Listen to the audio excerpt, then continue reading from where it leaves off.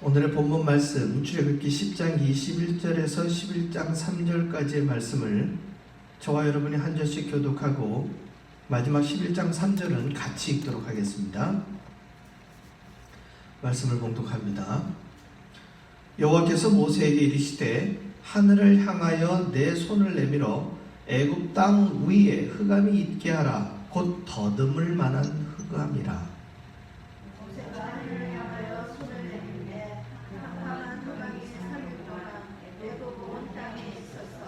그동안은 사람들이 서로 볼 수 없으며 자기 처소에서 일어나는 자가 없으되 온 이스라엘 자손들이 거주하는 곳에는 빛이 있었더라.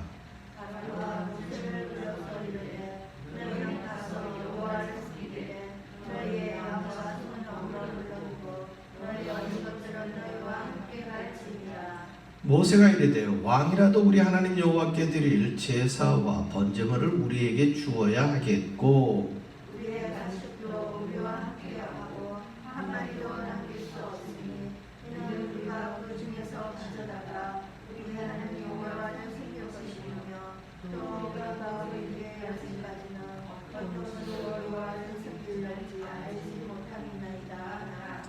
여호와께서 바로의 마음을 완악하게 하셨으므로 그들 보내기를 기뻐하지 아니하고 바로가 모세에게 이르되 너는 나를 나가고 스스로 삼가 다시 내 얼굴을 보지 말라. 내가 내 얼굴을 보는 날에는 죽으리라. 모세가 이르되 당신이 말씀하신 대로 내가 다시는 당신의 얼굴을 보지 아니하리이다. 여호와께서 모세에게 이르시기를 내가 이제 한 가지 재앙을 바로와 애굽에 내리리라. 그가 너희를 여기서 내보내리라. 그가 너희를 내보낼 때에는 여기서 반드시 다 쫓아내리니. 백성에게 말하여 사람들에게 각기 이웃들에게 은금 패물을 구하게 하라 하시더니 여호와께서 그 백성으로 애굽 사람의 은혜를 받게 하셨고 또 그 사람 모세는 애굽 땅에 있는 바로의 신하와 백성의 눈에 아주 위대하게 보였더라. 아멘. 오늘 본문의 말씀으로 위대하게 보였더라 라는 제목으로 말씀을 전합니다. 오늘 이제 9번째 재앙인 그 흑암의 재앙이 지금 등장을 합니다. 여러분들 정전, 아마 미국 살면서 여러분들 정전을 최소한 한 번 이상은 경험을 해보셨을 터인데 전기가 끊기면은 여러분 뭐가 불편하셔요? 전기가 끊어졌을 때 불편한 거. 사실 이제 낮에 전기가 나가면은 전기 나간 걸 금방 몰라요. 이유인즉슨 태양빛이 있고 밖이 밝으면 실내 등을 안 켜고 있는 상황 가운데서는 금방 어두워진 걸 모르게 되죠. 근데 이제 요즘 21세기에 전기가 툭 끊어지면 제일 불편해하는 게 뭐냐? 파이는 파인데 와이파이가 꺼지는 것 때문에, 인터넷 안 되는 것 때문에 우리 티네이저들, 우리 아이들이 굉장히 싫어하죠. 어느 정도 싫어하느냐? 잠깐만 끊어줘도 안 되는 거예요.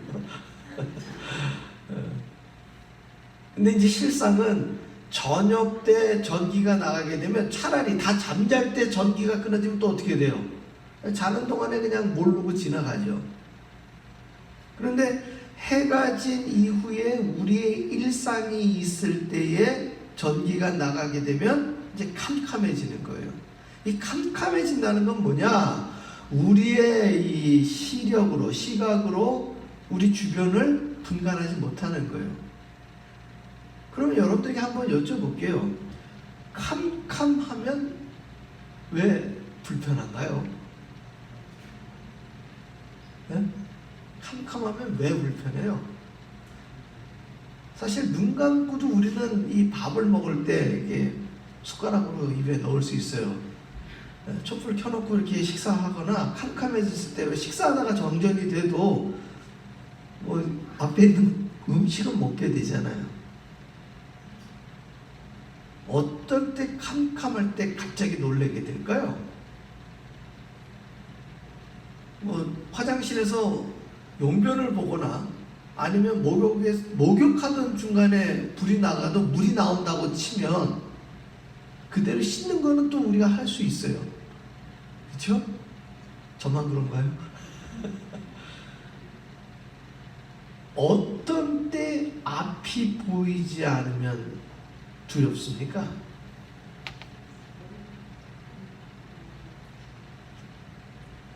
첫째는 여러분 백야드가 됐든 여러분 창고 같은 데가 됐든 불을 켜놓고 일을 보다 갑자기 팍 깜깜해지면 어떻게 돼요? 무섭죠? 앞이 보이지 않아서 불편한 게 아니라 그 캄캄함으로 인하여 어떤 생각이 들어요? 두려움이 생긴다는 것이죠. 어렸을 때 애들 놀리는 말 중에 하나가 캄캄할 때 바깥에 나가려고 그러면 뭐라고 얘기해요? 이비야, 뭐 나온다고 그래요? 컴컴한 데서 귀신 나온다고 이렇게 애들한테 겁을 주는 경우들이 있어요. 즉, 한 가지는 뭐냐면 앞이 보이지 않는 캄캄함 속에서는 내가 모르는 존재감으로 인한 두려움이 있다는 거예요. 그러니까 불편함이 아니라 뭐가 있다고요? 캄캄하면 두려움이 있다는 거예요. 또 한 가지, 여러분 그런 경험을 해보셨는지 모르겠지만 이 야간에 운전을 하다가 보면 사람 살고 이렇게 도심지 같은 데는 뭐 다양한 불빛이 있기 때문에 내 차의 헤드라이트가 켜지지 않더라도 불빛이 흐리더라도 우리가 운전하는데 어려움이 없습니다.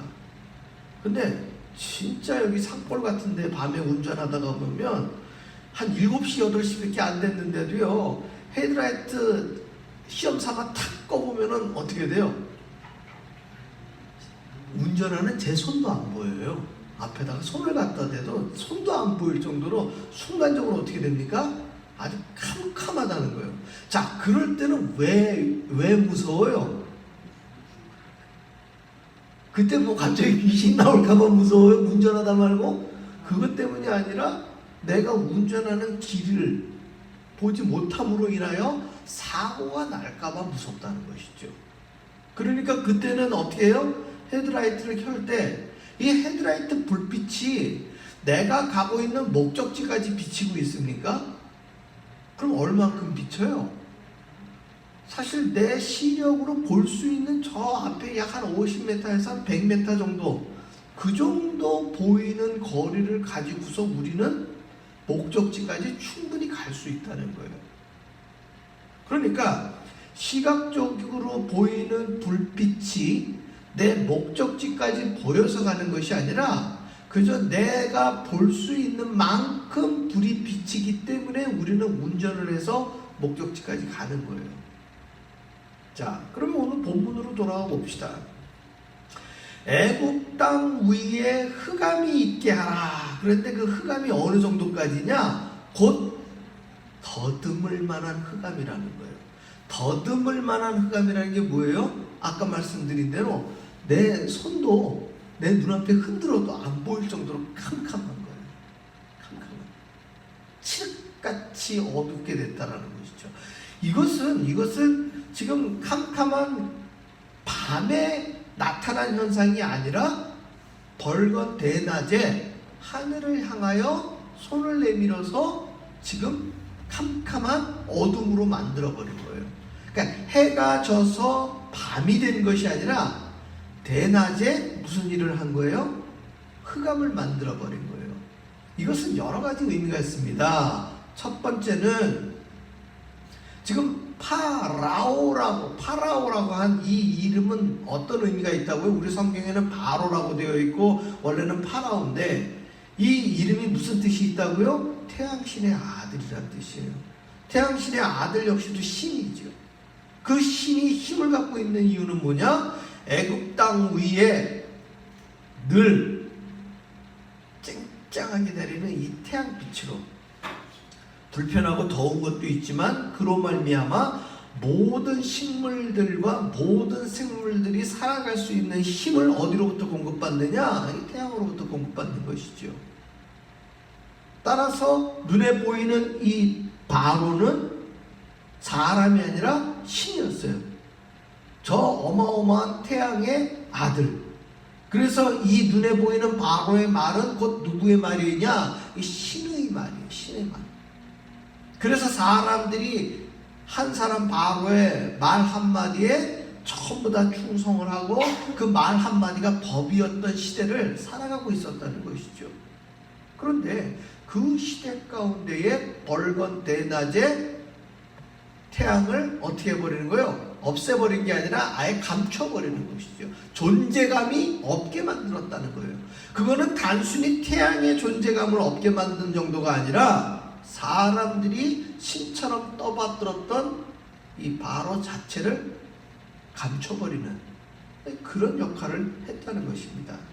두 번째는 우리가 하나님의 말씀은 내 길의 빛이요 내 발의 등이니이다 라고 한 시편 기자의 고백이 있어요.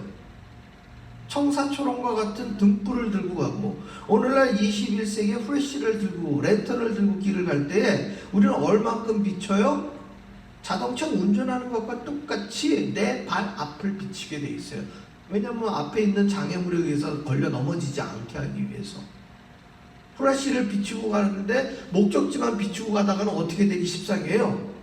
내 발로 뭔가 헛디딜 수도 있고 장애물에 걸려 넘어질 수도 있다는 거예요. 그래서 등불을 갖고 가든 랜턴을 갖고 가든 비추고 있는 곳은 어디냐? 내가 갈 만큼의 거리와 내 발 앞에 장애물이 있나 없나를 확인한다는 것이죠.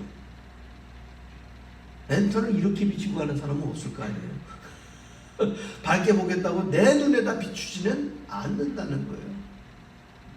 그런데 지금 이 사람들 앞에 흑암은 더듬을 만한 흑암이에요. 이거는 목적지가 안 보이는 정도가 아니라 지금 자기 앞이 보이지 않아서 더듬으면서 움직여야 되는 정도의 흑암이라는 것이죠. 그랬을 때 사람들, 즉 애굽 백성들에게는 어떤 현상이냐? 자기들의 인생을 좌지우지했던 태양, 그리고 그 태양의 아들, 그의 언어와 그의 음성과 그가 보여줬던 단순한 태양빛이 아니라 자기들의 인생의 방향 자체가 지금 어떻게 돼버린 거예요? 다 캄캄해져 버린 거예요. 우리가 힘든 상황들, 이 코로나 바이러스 상황들을 딱 맞이할 때 대다수 많은 사람들이 고민하는 게 무엇입니까? 내가 이 코로나에 걸릴까 안 걸릴까, 이것에 대한 두려움은 차치하고서라도 사실 실질적인 어려움은 뭐냐면 이 코로나 바이러스가 언제 끝날지를 모른다는 거예요. 이 언제 끝날지 모른다는 이유는 뭐예요? 우리들의 계획, 그러니까 우리 각자가 가지고 있는 인생의 계획이나 사업하는 사람들은 비즈니스의 어떤 마스터 플랜이나 또 창업을 하려고 했었던 사람들은 이 창업을 해야 돼 말아야 돼, 이런 생각, 이런 상황들, 무언가 큰 일을 도모하는 사람들 입장에서 그 계획이 전면적으로 수정이 될 수밖에 없는 상황들. 우리 교회 성도님 따님 같은 경우에는 워낙에 3월 달에 결혼하려고 그랬었는데 코로나 바이러스 때문에 3월에 계획했던 것을 9월로 미뤘단 말이에요. 그런데 9월로 미뤄도 아시다시피 지난 9월 동안에 코로나 바이러스가 끝이 나지 않았습니다. 심지어 예식장 자체가 전부 자기들이 법률로도 그렇고 또 자기들 사업 비즈니스 이 자기들 룰로도 연말까지는 예식장을 오픈하지 않겠노라고 해가지고요, 예약했던 사람들을 인위적으로 다 2021년도로 지금 밀어버린 상황이 돼가지고 본인들 의사와 상관없이 결혼하려는 계획들이 다 어떻게 됩니까? 미뤄졌다는 것이죠.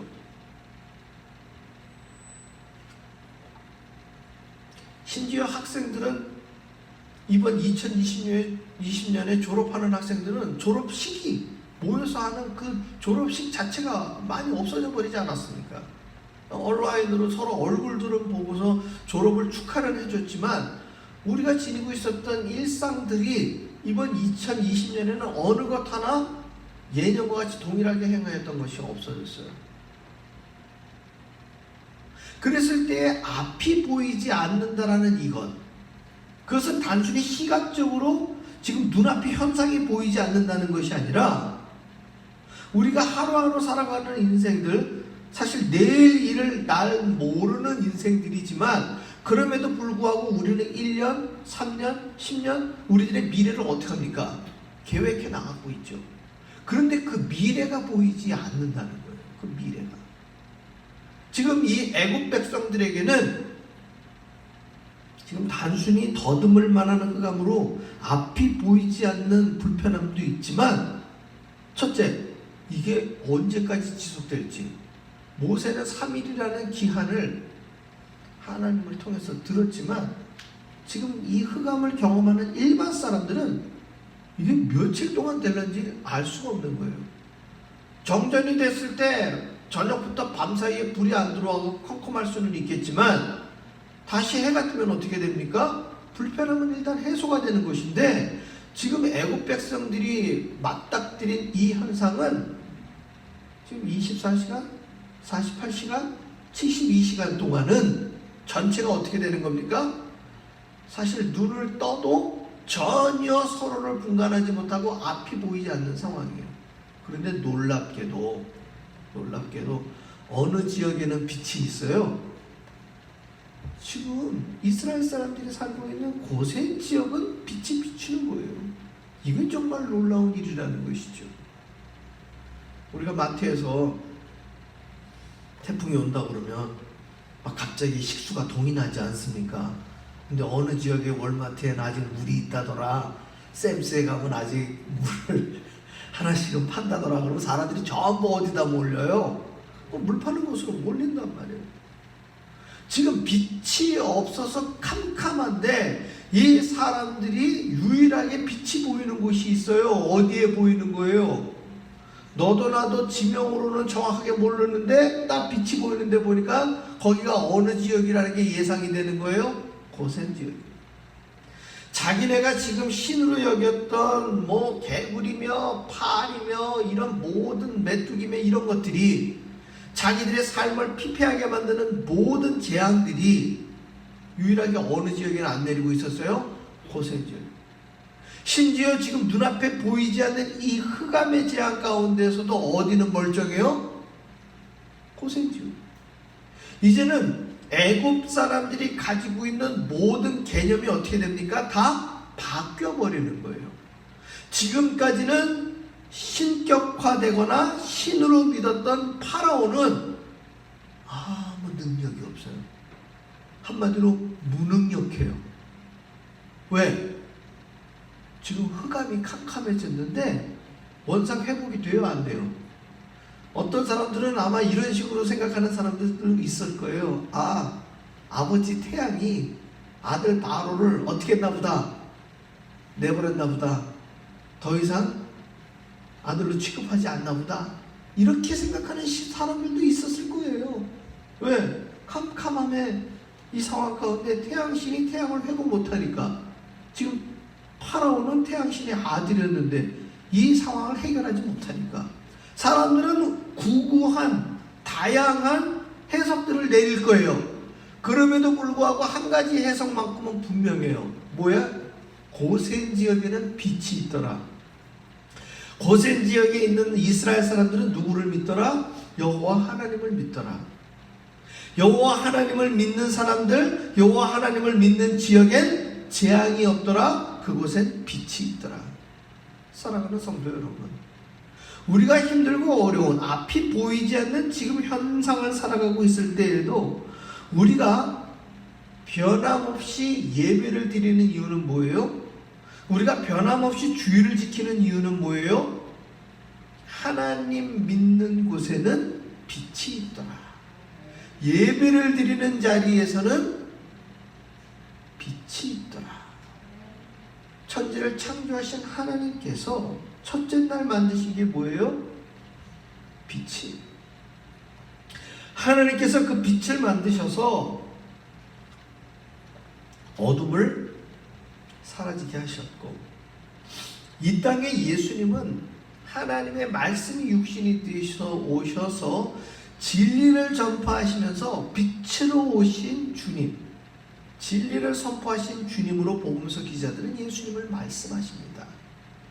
즉 빛이라는 것은 우리가 보는 단순한 라이트의 개념이 아니라 진리의 개념이요, 우리의 인생과 우리의 가고는 모든 세대들의 생명을 뭐 하는 거예요? 비추고 그 근원의 능력을 제공하는 것이 바로 하나님의 능력임을 구약 창세기와 오늘 출애굽기를 보고 있는 이 애굽의 상황 가운데서 그리고 이 땅에 육신으로 사람의 몸으로 오신 예수님을 통해서 그리고 궁극으로 이 땅에 재림의 주로 심판의 주로 오실 예수님이 그 모든 것을 이루시기 위하여 오시는 이유는 다 뭐예요? 하나님의 말씀을 이루시는 거예요. 모세는 하나님의 말씀을 선포할 때 멀쩡했던 곳에 흑암이 있기도 하고 하나님의 그 말씀이 3일이 지나고 나니까 그 말씀들은 어떻게 됩니까? 흑암이 사라지기도 하는 거예요. 파라오의 권능이 아니라 자연적으로 해가 뜨고 자연적으로 밤이 되는 그러한 자연의 이치를 넘어서는 누구의 권능을 지금 보여주고 계시는 거예요? 살아계신 하나님의 권능을 보여주고 계신 거예요. 사랑하는 성도 여러분, 오늘날 우리는 흑암의 권세가 아니라 코로나 바이러스의 이 팬데믹 상황 때문에 우리는 앞이 보이지 않는다. 계획이 안 되다 보면 우리는 어떤 표현을 쓰느냐? 좀 눈앞이 캄캄하다. 이런 표현들을 써요. 그러나 그것은 자기의 인생에 자기가 주인 되는 사람들의 이야기예요. 내가 주관자가 되고 내 인생의 주인이 나다라고 생각될 때에는 지금 이 코로나 바이러스 상황 가운데서 사람들이 할 수 있는 일이라는 게 별 게 없어요. 그저 지금 연구소, 백신을 만드는 연구소에 있는 사람들만을 뭐 할 뿐이에요? 바라볼 뿐이에요. 아시겠지만 지금 이번 대선에서 트럼프 대통령이 직격탄 맞은 것 중에 하나가 뭡니까? 대선 레이스 중간에 대통령 본인이 코로나 바이러스에 감염된 거 아닙니까? 이거 우습게 여기고 이거 사람들한테 마스크 같은 거 안 해도 된다라고 얘기를 했지만 여러분 우리가 TV 같은 데에서 가장 극명하게 볼 수 있었던 게 뭐냐? 바이든을 지지하는 사람들은 전부 모였을 때 마스크 쓰고 있었고요. 바이든 연설할 때 사람들이 자동차 안에 들어있었어요. 비대면으로 거리를 두면서 그런 모임을 갖고 있었다는 것이죠. 그러나 그렇지 않았던 트럼프 대통령 같은 경우에는 사람들 다닥다닥 붙어있는 곳에서 연설하고요. 서로 박수치고 환호하고 그러지 않았습니까? 아주 단순한 부분인데도 그로 말미암아 지금 대통령이었던 트럼프 대통령의 비서실장과 측근들도 지금 개표 상황 가운데 그것도 발표하면은 그게 악 영향을 끼칠까봐 숨기고 있다가 결국 측근들조차도 다 코로나 바이러스에 감염된 게 좀 드러나고 있지 않습니까? 여러분 우리들의 일상 가운데서 사람들이 할 수 있는 일이 없어요. 권력이 됐던 부가 됐던 학식이 됐던 이것은 아무 소용이 없어요. 그건 애국 사람들도 마찬가지였다는 거예요. 바로를 비롯해서 모든 백성들이 흑암의 권세 앞에서 어떤 형식으로든 자기들이 가지고 있는 능력을 가지고 그 흑암을 걷어낼 수 있었던 사람은 단 한 사람도 없었다는 것이죠. 그러나 모세를 비롯한 이스라엘 사람들이 빛 가운데 거할 수 있었던 이유는 뭡니까? 한 가지예요. 하나님이 택하신 백성이었고 그들은 하나님께 뭐 드리기를 계속적으로 바로에게 이야기하고 있는 거예요? 우리는 제사 지낼 것이다. 제사 지낼 것. 궁극적으로 3일이 지난 후에 모세가 바로를 만납니다. 이제는 더 이상 이야기할 것도 없을 터인데도 불구하고 바로는 그 자리에서도 거래를 해요. 뭐라고 얘기합니까? 사람들은 다 나가도 좋다. 뭘 두고 가래요? 짐승들을 놓고 가래요. 왜? 지금 바로 입장에서는 자기의 체면이나 자기의 존재감이나 자기의 정체성 다 잊어버린 지 오래예요. 그런데 지금 뭐만 붙들려고 하는 거예요? 그 남은 재산. 그것 가지고 얘들 떠나보낸 다음에 어떻게 좀 해보려는 심산. 그러나 모세는 단호하게 이야기합니다. 하나님께서 제사 나갔을 때에 어떤 제물을 원하는지 우리는 알 수 없습니다. 그렇기 때문에 양이 됐든 소가 됐든 염소가 됐든 우리가 기르고 있는 짐승들은 다 어떻게 해야 되겠다? 다 가지고 나겠다. 이제는 일만의 여지도 두지 않는 것이 모세의 모습입니다. 더 놀라운 것은요, 하나님은 그 바로가 알지 못하는 마지막 히든 카드를 준비하고 계십니다. 그런데 그 히든 카드인 장자의 재앙을 내리기 전에 이스라엘 사람들에게 재미있는 이야기를 하라고 합니다. 그 얘기가 뭐냐? 은근 폐물을 이 애굽 지경을 떠날 때에 이 애굽 사람들한테 요구하라는 거예요.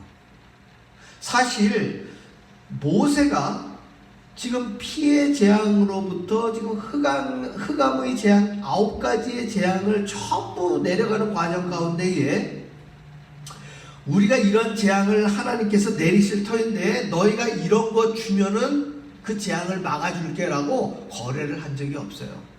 유일한 조건은 뭐예요? 우리가 광야에 나가서 우리의 하나님께, 우리의 여호와 하나님께 제사 지내게끔 우리를 보내달라는 거예요. 물질적으로 무언가 요구한 적이 한 번도 없었다는 것이죠.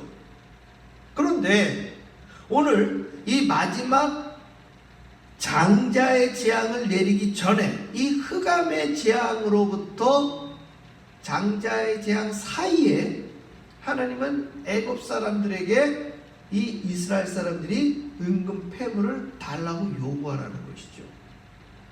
여기에 성경은 이렇게 이야기합니다. 3절을 보십시오. 오늘 말씀 제목에 11장 3절 본문 말씀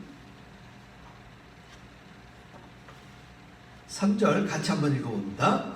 여호와께서 그 백성으로 애굽 사람의 은혜를 받게 하셨고 또 그 사람 모세는 애굽 땅에 있는 바로의 신하와 백성의 눈에 아주 위대하게 보였더라. 이 3절 앞에 나오는 이 은혜라는 단어는요, 히브리어 원어로 보게 되면 존중, 존경을 받았다라는 의미가 들어있어요. 애굽 사람들이 지금 이스라엘 사람들을 뭐 한 거예요? 존중하고 존경하게 되었다는 얘기고요. 병행구로, 오늘 3절 내용의 병행구를 보게 되어지면 애굽 사람의 은혜를 받게 한 것과 모세가 아주 위대하게 보인 것이 같은 평행구로 나오는 거예요. 무슨 말씀인지 이해가 되시죠? 그러니까 애굽 사람들 눈에 이스라엘 사람들은 은혜를 받게 한 것이고 애굽 사람들 눈에 모세는 위대하게 보인 거예요. 은혜를 받게 한 것과 위대하게 보인 것이 어떤 뜻이다? 같은 의미예요. 그렇다면 왜 모세는 위대하게 보였고 왜 이스라엘 사람들은 애굽 사람들 눈에 존경과 존중을 받을 은혜를 받게 하셨을까요? 그건 전적으로 하나님의 능력이에요. 모세가 무슨 치장을 잘하고요, 모세의 지팡이에 무슨 썬더볼트 같은 거 달아가지고서 제우스 신멘치로 무슨 번개를 후두른 게 아니에요. 보잘것없는 목동의 차림이었지만 사람들 눈에는 대단하게 보일 것 없는 80 먹은 노인이었지만 모세가 위대하게 보인 이유는 단 한 가지예요. 그가 여호와 하나님의 말씀을 말하면 어떻게 돼요? 그게 이루어지는 거예요. 재앙이 내리고요, 그의 말로 인하여 재앙이 사라지기도 하는 거예요. 하나님의 음성을 듣지 못한 이 애굽 사람들 입장에서는 전적으로 그 말의 권위가 누구에게 있어요? 모세에게 있는 거예요. 사실 자기들이 지금까지는 이 권위를 누구에게 줬었느냐? 파라오에게서 줬단 말이에요. 파라오. 그런데 재앙을 맞이한 상황 가운데서 파라오는 그저 무능력한 사람이에요. 아무것도 할 수 없는 사람이에요. 그랬을 때의 애굽 사람들 눈에는 지난번 8번 메뚜기 재앙에서도 신하들이 얘기하죠. 바로에게, 왕이시여 당신은 애굽이 지금 망한 줄을 알지 못하나이까 하면서 대들잖아요. 이제는 껍데기밖에 남지 않은 바로라는 걸 사람들이 다 아는 거예요. 그렇기 때문에 이 모세라는 사람이 가까이에서 파라오와 모세가 이야기하는 걸 봤던 신하들은 실질적인 말의 권위가 누구에게 있다? 지금 모세에게 있다. 어떤 의미에서 신하들 입장에서는요, 진정한 신은 누구로 보여요? 지금 모세가 신인 거예요. 모세가. 파라오는 껍데기예요. 자기들이 잘못 알고 있었다라는 걸 완벽하게 경험하게 된 것이죠. 여러분, 우리가 이 땅을 살아갈 때에 세상 사람들은 목동 같은 사람들의 눈으로 우리를 바라볼 수 있어요. 우리가 무슨 위대한 직업이나 사람들이 우러러볼 만한 무언 권위를 가지고 있는 우리들의 일상이 아니잖아요. 저와 여러분의 이름이 날마다 신문에 오르락내리락 하는 사람들 아니잖아요. 그럼에도 불구하고 우리는 오늘 하나님이 비추시는 빛의 진리의 시간 속에 우리는 거하고 있는 거예요. 하나님의 거룩한 빛이 임재하고 있는 예배의 자리에 우리는 거하고 있는 거예요. 이게 온라인이 됐든 오프라인이 됐든 이것은 하나님의 권능에는 아무런 차이가 없는 거예요. 하나님의 임재는 무소부지하시고 모든 시간을 격하여서 우리들 사람들의 시간 속에 거하고 계신 하나님이기 때문에 그래요. 그래서 누천년 전에 이 애굽왕 바로 앞에 나타난 사건이나 오늘날 우리가 이 말씀을 통해서 그것을 경험하고 있는 이 시간은 사람들의 시간들 속에서야 수천 년의 시간이 있는 것이지 하나님의 권능의 시간에서는요, 이거는 동시에 임하고 있는 거예요. 그렇다면 애굽 사람들이 이스라엘 사람들을 존중하고 존경하고 봤던 그 은혜의 시간이나 오늘날 하나님의 말씀을 신뢰하고 살아가는 그리스도인들이 살아가고 있는 이 시간은 믿지 않는 모든 사람들이 그리스도인들을 어떻게 바라봐야 되는 시간이냐? 은혜의 시간으로 바라봐야 되는 시간이에요. 그렇다면 한 가지의 유일한 팁만이 남습니다. 뭐냐? 그리스도인들이 믿지 않는 사람들을 통해서 은혜를 받고 존중을 받고 존경을 받아야 되는 이유 한 가지는 말씀의 권위대로 우리가 살아가야 돼요. 하나님의 말씀이 이 땅 가운데 뜻이 하늘에서 이루어진 것이 땅에서 이루어지는 것처럼 우리는 성경에 나타나 있는 모든 말씀대로 우리가 살아가야 되는 거예요. 그때 비로소 하나님의 말씀은 저와 여러분의 삶 속에 권능과 권위로 나타나는 것이지, 여러분들이 하나님의 말씀은 그냥 말씀인 것이고 내 인생은 내가 주인 돼서 살고 있다면 우리는 고센 지역에 사는 이스라엘 사람이 아니라 애굽에서 그저 더듬을 만한 흑암 속에서 살고 있는 사람과 다를 바가 없다는 거예요. 코로나 바이러스가 저와 여러분의 삶을, 이 땅의 모든 사람들의 삶의 시간을 가로막고 있는 거 현실입니다. 그러나 그럼에도 불구하고 우리는 산 소망이 있고 우리는 믿지 않는 사람들이 듣지 못하는 하나님의 음성 가운데에서 우리는 빛을 보는 거예요. 우리 집이 언제 팔릴까? 내 사업이 언제 회복될까? 내 계획이 아니라 하나님이 주시는 말씀 가운데서 세상이 줄 수 없는 샬롬을 우리는 경험하는 거예요. 그것이 하나님이 예배의 자리에서 저와 여러분을 향하여 기대하고 계시는 하나님의 마음이시고, 우리는 이 말씀을 통해서